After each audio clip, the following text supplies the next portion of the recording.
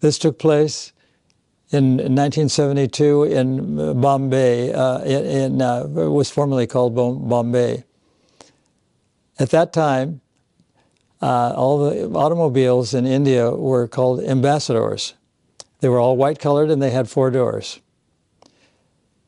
So Prabhupada got into the car and sat in the back seat with one of his servants, and the driver, also a devotee, realized after trying to put the key in the ignition that there was already a key in there.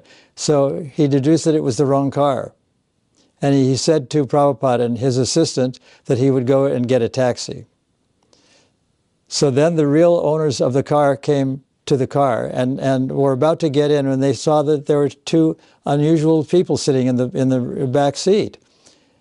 But they knew that one of them was a devotee, that was Prabhupada, and they offered to drive him to where he was going.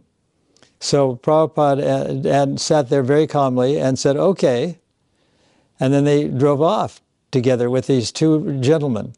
And as they reached their destination, Prabhupada said, before you drive off, I want to give you some prasadam.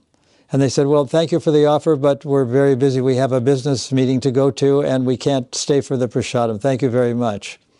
So Prabhupada and his assistant got out of the car, and the 2 men drove off. Hare Krishna.